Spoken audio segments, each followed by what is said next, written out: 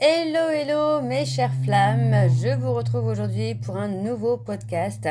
Donc on va parler des séparations entre les flammes jumelles, mais aussi de voir l'état d'esprit du runner pendant ces phases de séparation. Comme vous le savez toutes et tous, le runner ne vit pas forcément bien les séparations. C'est quelqu'un qui n'est pas forcément heureux ou heureuse pendant ces périodes. Donc on va aller voir ensemble pourquoi il ou elle a tendance à vous fuir. Alors bonjour à tous et bienvenue pour ce nouveau podcast. Nous allons aujourd'hui donc parler d'un sujet qui touche profondément de nombreuses personnes sur le parcours des flammes jumelles. Donc je parle évidemment de cette séparation. Cette période où tout semble s'arrêter, cette période où celui ou celle que vous aimez disparaît soudainement, devient distant, devient silencieux, voire inaccessible. Peut-être que vous attendez un message depuis des jours, peut-être depuis des semaines, plusieurs mois ou peut-être même plusieurs années pour certains d'entre vous. Et chaque matin, la même question qui revient. Pourquoi elle ne me parle plus? Pense-t-il encore à moi? Est-ce que je lui manque? Va-t-il revenir? Est-ce qu'on est vraiment fait pour être ensemble? Est-ce que c'est vraiment ma flamme jumelle? Donc on a énormément de questions dans ces périodes. Aujourd'hui, je vais vous aider à comprendre ce qui se cache derrière le silence du runner, ce qu'il peut ressentir intérieurement et surtout comment vous pouvez traverser cette étape sans vous perdre vous-même. Je vous conseille de vous installer confortablement, de prendre une profonde inspiration et surtout, on va plonger ensemble dans cette étape essentielle du parcours. Soyez zen, restez apaisés, puisque ce n'est pas forcément mal cette séparation. Alors, on va commencer. Pourquoi la séparation arrive dans le parcours des flammes jumelles? Donc, lorsque deux flammes jumelles se rencontrent, tout paraît magique dans un premier temps. La connexion semble évidente, les émotions sont amplifiées. L'amour est quelque chose d'hyper intense. On a parfois l'impression de retrouver quelqu'un que l'on connaît depuis toujours. Mais cette intensité a également un effet secondaire. Il agit comme un miroir. Un miroir qui révèle vos blessures, vos peurs, vos insécurités, vos traumatismes et vos croyances limitantes. Et c'est précisément là que commence souvent la séparation.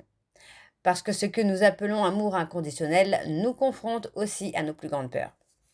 La peur d'être abandonné, la peur d'être rejeté, la peur de ne pas être assez bien, la peur de souffrir, la peur de perdre le contrôle, la peur de l'inconnu, la peur d'être dans l'échec également, la peur de se tromper. Il y a énormément de peurs qui font que la séparation arrive.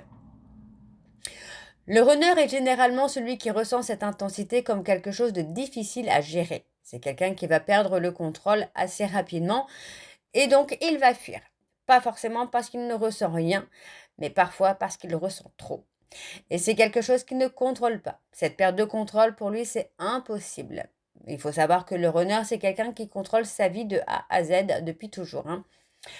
On va parler de l'état d'esprit du runner pendant ces phases de séparation.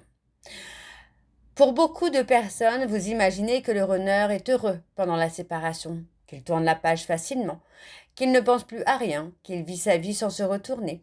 Pourtant, la réalité est bien plus complexe. Le runner est généralement dans un conflit intérieur. Une partie de lui veut avancer, une autre partie reste attachée à cette connexion. Il ressent parfois une attirance très forte, mais également une peur qui est tout aussi forte. Imaginez quelqu'un qui a toujours appris à contrôler ses émotions, quelqu'un qui a construit des murs pour se protéger, et soudain une rencontre arrive et fait tout tomber, les protections, tout. Comme au bowling, c'est le strike total pour lui. Donc cela est extrêmement déstabilisant pour lui. C'est quelqu'un qui n'a pas l'habitude qu'on rentre finalement dans sa partie, dans sa protection, dans sa zone de confort finalement. Donc le runner peut aussi ressentir beaucoup de confusion parce qu'il a envie d'avancer mais en même temps il a peur. Il peut également ressentir de la culpabilité parce qu'il sait très bien qu'il fait souffrir son autre. Mais il peut également ressentir de la peur et de l'anxiété. La peur de souffrir, mais également la peur de perdre son autre définitivement. C'est quelqu'un qui peut avoir une sensation d'étouffement lorsqu'il est avec son chaser, mais il peut avoir cette sensation d'étouffement aussi quand les peurs de perdre son chaser sont là. Il y a comme une perte de repère pour le runner dans ces périodes. Plutôt que d'affronter ses émotions, il choisit la fuite, parce que fuir semble plus facile que ressentir. Le runner n'est pas quelqu'un qui est connecté à son cœur, c'est quelqu'un qui est connecté à sa tête et à son ego. Donc le silence devient alors une stratégie pour lui de se protéger de tout ce qui lui fait peur, bien évidemment. On n'est pas sur quelqu'un qui ne vous aime pas, hein, on est vraiment sur quelqu'un qui aime trop et qui ne sait pas comment faire. Et on a alors on a le runner, mais pourquoi ce runner garde le silence? Encore une fois, ce n'est pas parce qu'il ne vous aime pas. Le silence est souvent lié à ce qui le fait le plus souffrir. D'accord? Donc le silence lui-même le fait souffrir.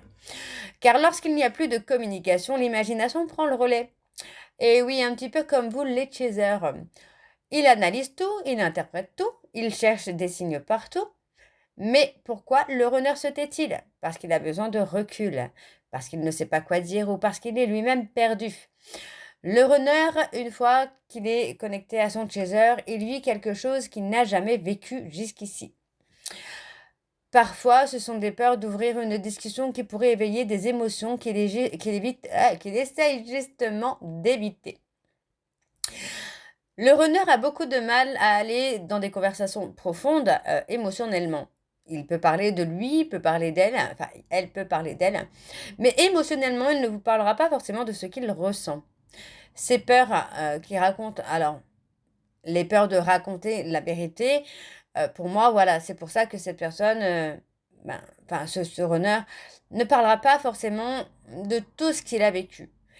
Il va vous raconter certaines de ses blessures, hein, certaines de ses traumas, mais il ne va pas tout vous raconter dans les moindres détails et il pourrait même minimiser un petit peu ce qu'il a vécu. On a les scénarios aussi catastrophes. Pendant cette période, c'est quelqu'un qui peut imaginer tout et rien. Donc il va être dans les doutes, il va être dans les angoisses. Donc le silence du runner n'est pas toujours une réponse contre vous. Souvent, c'est une réponse à ses propres conflits intérieurs. On va parler maintenant des erreurs entre guillemets du chaser. Et oui, parce que pendant ces périodes de silence, le chaser est lui aussi dans ses peurs. Parce qu'on en souffre, on agit parfois sous l'impulsion de la douleur, mais aussi de la peur de le perdre, la peur que tout soit terminé pour de bon. On envoie plusieurs messages, on bombarde de messages même, j'ai envie de vous dire. On voit que il ou elle ne répond pas, alors on relance et on essaye d'avoir des explications, bien sûr. Et après cette phase-là, moi j'ai souvent eu cette phase de vouloir réparer, de demander pardon, de m'excuser, de me convaincre que j'étais en tort. Et on cherche aussi à convaincre le runner qu'il y a quelque chose de spécial entre lui et vous. On lui fait comprendre qu'il y a un lien d'âme, que entre vous et lui, c'est une évidence, que vous êtes fait pour être ensemble. Et on a la phase où on cherche à sauver la connexion. Donc cette phase-là, j'ai envie de vous dire, c'est peut-être même la plus souffrante. Parce que plus vous allez essayer de venir au contact, et plus le runner va fuir. Donc vous voyez, plus le chaser poursuit, plus le runner peut ressentir le besoin de fuir davantage. Pourquoi? Parce que la poursuite active encore plus sa peur. La vérité est difficile à entendre pour le runner, mais personne ne revient durablement sous la pression. On a souvent cette période où, effectivement, le runner peut revenir, mais c'est pas durable. L'amour ne se construit pas non plus dans la poursuite. Ce n'est pas parce que vous allez essayer de garder cette personne que vous allez construire avec lui ou avec elle. On a un amour qui va se construire dans le choix libre. Si cette personne veut partir, donc si votre runner veut partir, laissez-le partir. C'est un besoin pour lui pour apaiser ses peurs et ses doutes. Lorsqu'on cherche constamment à obtenir une réponse, nous donnons souvent notre pouvoir à l'autre. Et c'est exactement ce que le runner fait. Plus vous allez lui courir après, plus vous allez être en dépendance, et plus le runner va avoir un certain pouvoir sur vous. Alors que faire? La première chose est de revenir à vous. Pas de revenir à lui, pas de revenir à elle, mais de revenir à vous. Quand votre runner se met en silence ou qu'il disparaît, n'essayez pas de revenir au contact, n'essayez pas de relancer, n'essayez pas d'avoir des réponses. Faites plutôt l'inverse. Acceptez le silence, respectez son silence. Posez-vous plutôt les bonnes questions. Comment je vais aujourd'hui? De quoi ai-je besoin? Qu'est-ce que cette situation essaye de me faire comprendre ou me faire apprendre? Utilisez ce temps pour reconstruire votre énergie, pour retrouver vos passions, vos projets, vos rêves, votre identité. Car trop souvent, dans la séparation, nous oublions qui nous sommes. Nous devenons uniquement la personne qui attend. Et on s'identifie justement comme la personne qui attend. Et attendre n'est pas vivre. En attendant que le runner se réveille, on peut passer à côté de tellement de choses. D'une rencontre qui peut tout chambouler, d'un projet qui peut prendre beaucoup de retard, plein de choses, vraiment plein de choses. Votre vie, elle mérite d'être vécue. Elle ne mérite pas d'être en pause en attendant que quelqu'un revienne. Pas seulement lorsqu'un message arrivera, bien évidemment. On parle d'une vie qui continue sans cesse, même quand l'autre n'est pas là. On a ensuite le questionnement, mais si un jour il revient? On a énormément de personnes, en tout cas j'ai énormément de personnes en consultation qui me disent mais si un jour il revient, qu'est-ce que je fais? Alors, le but n'est pas de vous demander qu'est-ce que vous allez faire, mais de se demander plutôt ce que lui ou ce que elle va faire. Le retour ne doit jamais être le début d'une nouvelle dépendance émotionnelle. Le retour doit être une rencontre entre deux personnes qui ont évolué. Donc il va falloir observer les actes, pas seulement les mots. Voir si c'est une personne qui est cohérente avec lui-même ou avec elle-même. Si c'est quelqu'un qui va se rendre disponible pour vous. S'il va communiquer clairement, non seulement ce qu'il ressent, mais aussi sur ce qu'il vit, sur les situations, par exemple, s'il est capable de vous dire, bon ben voilà, écoute, je rencontre un problème, je te laisse un petit peu en silence, mais ne t'inquiète pas, je pense à toi et je reviens très vite.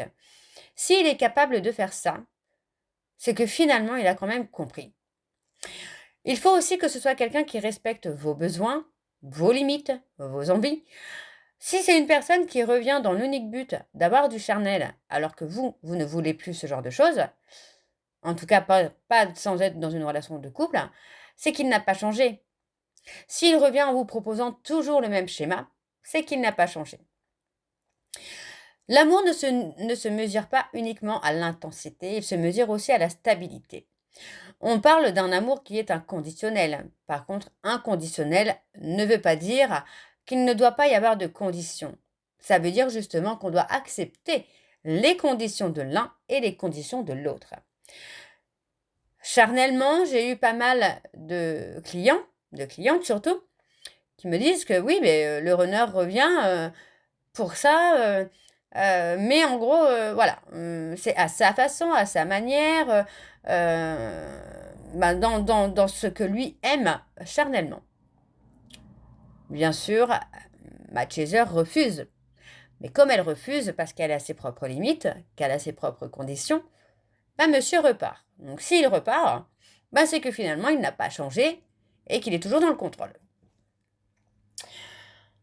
La conclusion, avant de terminer cette vidéo, j'aimerais vous laisser j'aimerais vous laisser avec une réflexion. Et si cette séparation n'était pas là pour vous éloigner de votre flamme jumelle? Que feriez-vous si elle était là pour vous rapprocher de vous-même? Puisque pendant des mois, voire des années, vous avez peut-être été focalisé sur cette personne. Votre énergie a été focalisée sur cette personne. Votre attente, vos espoirs, tout a été focalisé sur cette personne. Mais aujourd'hui, est-ce que vous n'avez pas envie de penser à vos émotions, de penser à vos pensées, à vos intentions, à vos projets, à vos espoirs? Aujourd'hui, moi, je vous invite à faire quelque chose de totalement différent. Tournez votre regard vers vous, vers votre guérison, vers votre évolution, vers votre paix intérieure. Parce que votre bonheur ne doit pas dépendre d'une seule personne. Elle doit dépendre de vous-même, mais pas de l'autre. Ce n'est pas l'autre qui doit faire la pluie et le beau temps dans votre vie. Et ça, c'est une erreur que j'ai moi-même fait. D'ailleurs, je disais à mon runner qu'il était mon monsieur météo. Parce que quand il était là, j'étais bien. Quand il n'était pas là, j'étais mal. Aujourd'hui, ça fait 2 ans maintenant qu'on ne s'est pas revus. On se parle de temps en temps. Alors vraiment de temps en temps, très rarement on se parle. Après presque 5 ans de parcours. Mais aujourd'hui, je suis bien. Avec ou sans lui, je suis bien. Votre valeur ne dépend pas d'un message. Votre lumière ne dépend pas d'un retour. Vous étiez complet avant cette rencontre. Vous êtes complet aujourd'hui et vous serez complet demain. Si vous continuez à avancer pour vous, à votre guérison, à votre développement personnel, à vos projets, tout se passera bien. Le parcours des flammes jumelles ne doit pas être vécu pour atteindre la réunion. Elle doit être vécue pour atteindre sa complétude. Vous pouvez vivre avec ou sans réunion, avec ou sans réponse, avec ou sans validation extérieure. La seule validation que vous devez avoir, c'est la vôtre. La seule réponse que vous devez avoir, c'est la vôtre. Et la seule réunion que vous devez avoir, c'est avec vous-même. Le véritable objectif de ce parcours n'est peut-être pas de retrouver quelqu'un, mais de se retrouver soi. J'espère sincèrement que cette vidéo pourra vous aider. N'hésitez pas, si vous souhaitez aller plus loin dans ce développement personnel, identifier le lien, identifier où vous êtes. N'hésitez pas, je vous mets le lien à la fin de la vidéo, de la plateforme de réservation, si vous souhaitez réserver une consultation. N'hésitez pas, je suis aussi là pour vous aider, pour vous guider. Mais un conseil que je vous donne avec beaucoup de recul, les flammes jumelles n'est pas un parcours où on doit attendre l'autre. C'est un parcours où on doit se retrouver soi avant tout. C'est un parcours qui est nécessaire pour une renaissance de vous-même en version 2.0. Sans trauma, sans peur, sans doute, sans barrière, sans contrôle, mais quand même avec vos conditions et vos limites. Et vos conditions et vos limites doivent être respectées, que ce soit par votre chaser, par votre runner ou par une autre personne. Âme sœur, lien karmique, peu importe. Vos conditions et vos limites doivent être respectées. Votre personne doit être respectée. Si ce podcast vous a résonné avec votre cœur, partagez votre expérience dans les commentaires, je serai ravie de répondre. Merci d'avoir écouté cette vidéo jusqu'au bout. Prenez soin de vous et souvenez-vous, même dans le silence, votre chemin continue. À très bientôt pour un nouveau podcast sur le parcours de flammes jumelles. Je vous embrasse, je vous dis à très bientôt et surtout prenez soin de vous. Bisous!